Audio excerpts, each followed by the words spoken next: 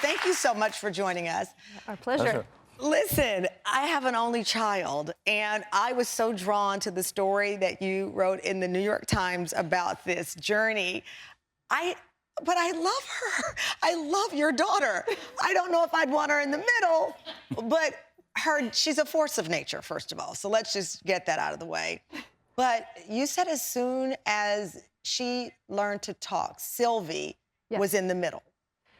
Yes, she just loved being physically in the middle of us and also just offering opinions on everything, where we would eat, major appliance purchases, everything. And she just liked, you know, kids love attention, and she just wanted to be in the mix at all times.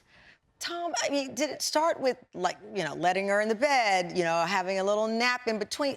And I say that because I remember George Stephanopoulos famously said to me, famously for me, don't let them start sleeping in the bed. But by the way, you will let them start sleeping in the bed, because it's hard to say no. Did it start that way with you? Yeah, and I think early on she was making these really small little inputs, like which fast food drive-through we should stop in, and then it keeps growing and keeps getting worse. So now the latest thing, she's offering investment advice, and she wait, because I mean, I really want people to understand, this is not one of these tabloidy kind of shows. This was in the New York Times. This is real. This is an amazing couple trying to raise their child. First of all, how does she know finance advice? I'm not sure. She gets it off the internet or something. But she wants us to put basically all of our money into Bitcoin.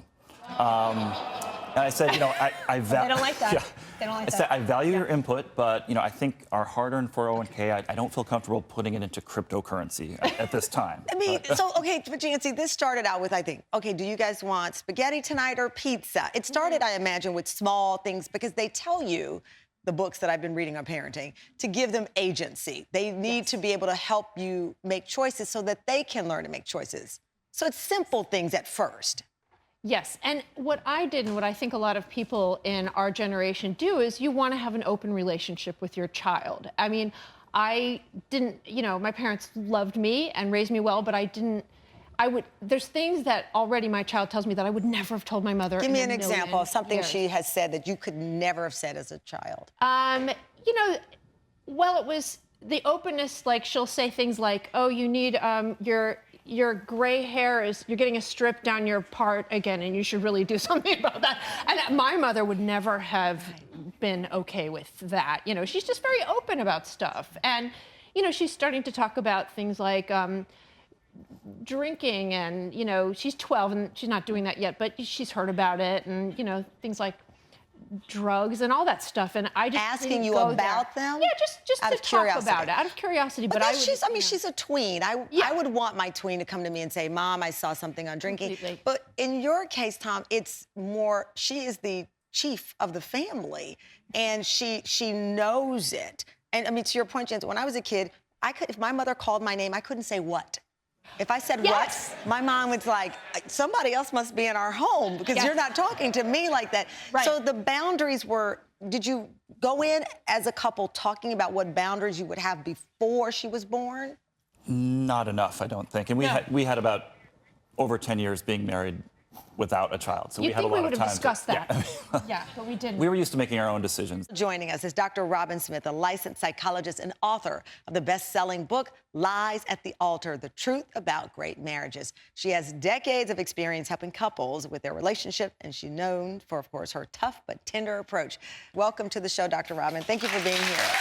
Thanks for having me. Good to see you. So listen, Jancy and Tom admirably say they own this. That this is not Sylvie's fault. This is what the environment they've created. You say this is a pretty common situation for families to find themselves in. How do parents, though, protect their relationships when the child feels that they are equal part of this family structure? Yeah, and it actually, Tamron, is no one's fault. The truth of the matter is this, that, you know, I heard that Sylvie, who is adorable, loves and wants freedom. What's hard to remember is that Sylvie also wants boundaries. Children very much love their freedom, but they also feel safer when they know that they can't go too far. So this isn't about blaming parents. It is about asking some new questions and debunking some of the myths that children just want to do anything they can at all times. I have a prescription that I've used for my own life and for, thousands of other people. It's called Wake Up, Show Up, Grow Up, Rise Up. And this is really about, as parents, what do you need to wake up to? What's your wake up moment? Well, that Sylvie is craving attention in a way, and this is what I want you to really pay attention to. Maybe you guys can indulge her, but the world won't. And this is where we don't want other little girls being mean to her.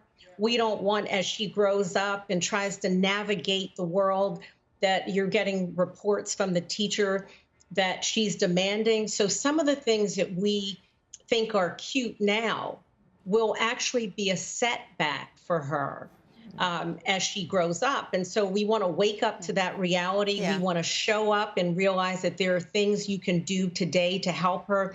And the growing up piece is for you as her parents to take back your power and allow her to not be so grown up. We're robbing her of an opportunity to find play and curiosity and the ease of childhood. She's missing that, and she's becoming fluent in a way that is sometimes a burden for you and me to think about money and investments. She's 12 years old now, and 12 years old when we were 12 seem very different, right? The world is faster, and through social media and all of this, so her precociousness, if that is a word, is perhaps reflective of the times in some ways. But for our couple here, they recognize the curve correction they need to do with Sylvie. It's so about their marriage. She's in the middle of their marriage. And that's a big statement. That's a big testament to admit as a couple that she's in the middle. It takes a lot of courage to own that she's in the middle.